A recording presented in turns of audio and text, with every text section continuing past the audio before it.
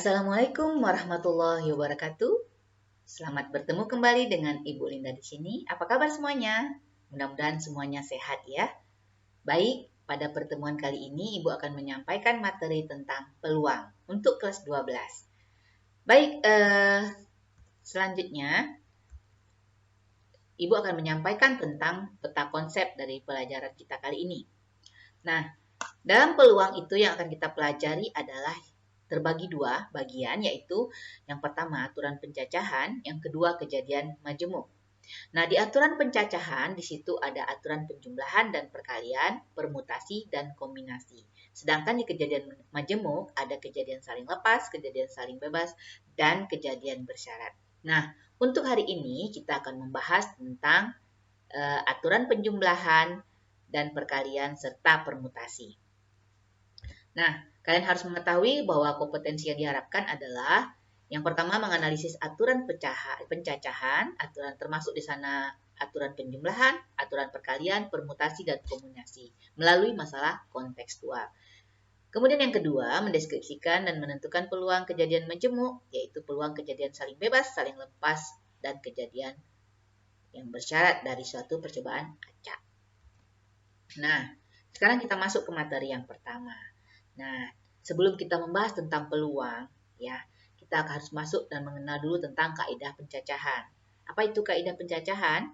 Kaidah pencacahan itu merupakan suatu cara atau aturan yang menghitung semua kemungkinan yang dapat terjadi dalam suatu percobaan. Andainya kita melakukan suatu percobaan, maka kita dapat memprediksikan atau memperkirakan berapa banyak kemungkinan yang terjadi terhadap suatu percobaan itu. Nah, secara umum, cara untuk menemukan banyaknya hasil yang mungkin pada suatu percobaan itu adalah menggunakan pendekatan aturan penjumlahan dan perkalian, permutasi, dan kombinasi. Oke, selanjutnya kita akan melihat aturan pengisian tempat. Nah, jika pada tempat pertama dapat diisi dengan N1 cara yang berbeda, ya, dan tempat yang kedua dengan N2 cara yang berbeda, sedangkan tempat ke K dengan NK cara yang berbeda, maka banyaknya cara mengisi K tempat yang tersedia itu adalah N1 dikali N2 dikali titik-titik sampai seterusnya sampai NK. Nah, contohnya nih, kita lihat. Seorang polisi ingin membuatkan plat nomor kendaraan yang terdiri dari 4 angka. Ya, tersedia angka 1, 2, 3, 4, 5. Ya, dalam plat motor itu tidak boleh ada angka yang sama. Yang menjadi pertanyaan, berapa banyak plat motor yang dapat dibuat? Nah, bagaimana caranya? Nah, untuk menjawab pertanyaan ini, mari kita lihat pengisian tempat. Kalau misalnya dia akan menyusun 4 angka yang berbeda, ya, terdiri dari 4 tempat, anggaplah tempatnya adalah tempat A, B, C, D, ada 4 tempat. Kalau misalnya dia merupakan plat kendaraan ini berarti kalau kita 4 angka biasanya itu ribuan ya. Nah, jadi untuk tempat yang pertama, anggaplah kalau di sini untuk yang ribuannya, kita memiliki 5 angka, 1, 2, 3, 4, 5. Artinya di tempat pertama ini memungkinkan untuk memuat 5 angka. Angka berapa saja? 1, 2, 3, 4, 5. Ya, jadi ada kemungkinan 5. Nah, selanjutnya setelah satu angka terpakai. Setelah satu angka terpakai, kita memiliki angka, ada berapa angka tadi? Tentu tinggal 4 ya. Jadi 4 angka ini ya bisa jadi adalah angka 1 sudah terpakai. Maka angka yang lainnya 2, 3, 4, 5 akan menempati tempat yang kedua. Nah, jadi banyaknya 4 ya. 4 angka. Nah, seandainya satu angka sudah menempati tempat kedua, tentu tersisa 3 angka di tempat ketiga. Nah, makanya di sini tempat ketiga diisi oleh 3. Ini menunjukkan banyaknya angka. Ya, menunjukkan banyaknya angka. Nah, kalau satu sudah memuat di tempat ketiga, tentu yang tersisa tinggal 2 angka. Nah, 2 angka ini menempati tempat yang terakhir. Nah, untuk menentukan banyaknya, jadi polisi dapat membuat plat kendaraan bermotornya, kendaraan nomor kendaraan itu sebanyak 5 dikali 4 dikali 3 kali 2 dikali 1. ya, atau 5 kali 4 kali 3 kali 2. Itu sebanyak 120 plat nomor kendaraan. Oke, bisa dipahami? Oke. Nah, selanjutnya di sini kalian perlu mengetahui yang disebut dengan notasi faktorial. Nah, kenapa kita perlu belajar ini? Karena notasi faktorial itu banyak kita gunakan dalam nanti permutasi, juga kombinasi. Nah, faktorial itu sendiri adalah hasil kali bilangan asli berurutan dari 1 sampai dengan n.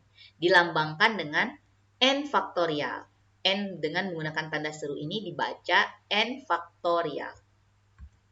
Nah, ini definisinya. Jadi kalau disebutkan n faktorial atau n tanda seru seperti ini artinya adalah 1 kali 2 kali 3 dan seterusnya dikali n kurang 2, n kurang 1 sampai n. Atau kita balik ya, n faktorial itu dimulai dari n, kemudian n kurang 1, n kurang 2, dan seterusnya sampai dengan dikali 1. Jadi kalau misalnya 3 faktorial artinya adalah 3 dikali 2 dikali 1. Kalau 6 faktorial berarti 6 dikali 5 dikali 4 dikali 3 dikali 2 dikali 1. Oke, untuk lebih memahami kalian lihat contoh berikut. Nah, ini sudah ada. Hitung nilai dari 6 faktorial. Nah, tadi Ibu sudah sebutkan ya. Nah, dia berarti ini 6 faktorial artinya 6 kali 4 kali 5 kali 4 kali 3 kali 2 kali 1. Hasilnya 720. Baik. Nah, kemudian yang kedua, 7 faktorial dibagi dengan 4 faktorial. Kita menuliskannya seperti ini. Kalau 7 faktorial, 7 kali 6 kali 5 kali 4 kali 3 kali 2 kali 1. Nah, kemudian 4 faktorial sendiri adalah 4 dikali 3 dikali 2 kali 1. Nah, ini kan sama bentuknya, kita bisa coret ya. Ini kita boleh coret untuk mempermudah kita dalam berhitung. Ini kita coret, ini kita coret. Sehingga hasil perkaliannya adalah 7 dikali 6, 42 dikali 5. Hasilnya adalah 210. Oke, gimana? Sudah bisa paham tentang faktorial? Nah, selanjutnya kita akan masuk ke permutasi. Permutasi itu adalah suatu susunan unsur-unsur berbeda dalam urutan tertentu. Pada permutasi, urutan itu diperhatikan. Sehingga ya AB itu tidak sama dengan BA. Jadi kalau misalnya angka 12 itu nggak akan sama dengan angka 21. Paham ya? Itu namanya permutasi. Jadi urutan diperhatikan. Tapi kalau kita misalnya menyalam satu orang, saya menyalam si Ani. Ani menyalam saya. Apakah itu dihitung sebagai 2? Tidak ya. Tapi kalau dalam permutasi, angka 12 sama angka 21, angka 12 sama angka 21 ya benar, itu dianggap sebagai 2 angka. Oke, nah bagaimana dengan notasi permutasi? Nah, secara umum notasi permutasi itu dirumuskan sebagai berikut. P, N, R. Jadi dirumuskan dengan menggunakan N faktorial dibagi N kurang R faktorial. Nah, contohnya, tentukan nilai dari permutasi 83 ya. Permutasi 83 ini dituliskan sebagai 8 faktorial dibagi 8 kurang 3 faktorial. Artinya ini 8 faktorial dibagi 5 faktorial. Nah, sehingga kita bisa membuat perkalian seperti ini ya. Kemudian bagian yang sama kita coret. Ya, jadi kita lebih mudah menghitungnya.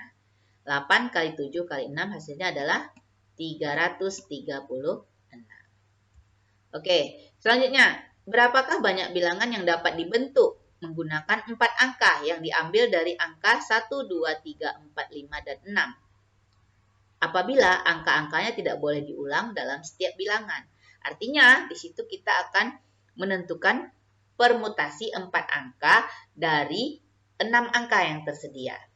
Oke, kita lihat banyak bilangan yang merupakan fungsi permutasi dapat kita hitung dengan menggunakan permutasi 6 dari 6,4 ya.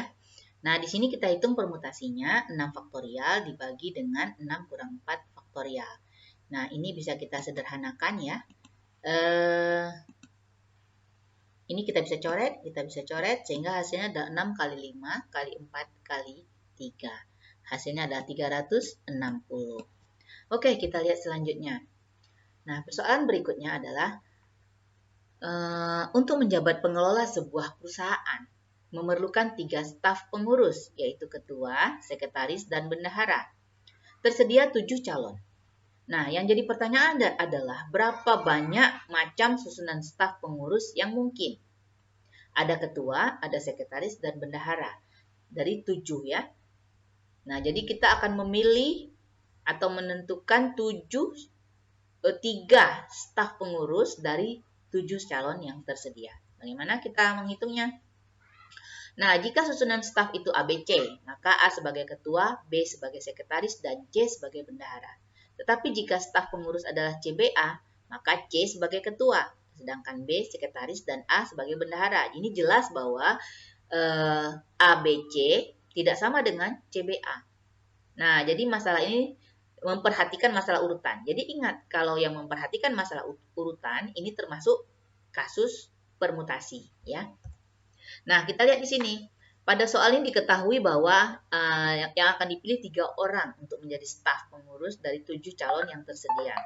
Artinya, N-nya 7 dan R-nya 3. Dengan demikian, banyaknya pengurus yang mungkin adalah 7 faktorial dibagi 7 kurang 3 faktorial. Nah, ini kita bisa dengan mudah ya menghitungnya. Ini kita coret, berarti ini 7 kali 6 kali 5. Hasilnya adalah 210 cara kita menyusun banyaknya susunan pengurus yang mungkin dalam pemilihan itu ya. Oke, kita lanjut. Kemudian kita akan melihat permutasi dengan beberapa unsur yang sama. Nah, jika permutasi dengan unsur yang sama itu memuat K, L, dan M, maka itu dapat ditentukan dengan bentuk seperti ini. N, K, L, M ya. N ini menunjukkan seluruh banyak unsur datanya. Jadi N faktorial dibagi K faktorial dikali L faktorial dikali M faktorial. Nah, misalnya berapa banyak kata yang dapat disusun dari kata matematika? Nah, di sini kita cermati. Ya, banyak semua huruf itu adalah 10. Banyak huruf M itu ada 2. Banyak huruf A itu ada 3. Dan banyak huruf T itu ada 2. Nah, yang lainnya semua 1. Nah, untuk itu di sini kita menggunakan permutasi ini ya, dengan unsur yang sama. Jadi kita gunakan N faktorial dibagi K faktorial dikali L faktorial dikali M faktorial.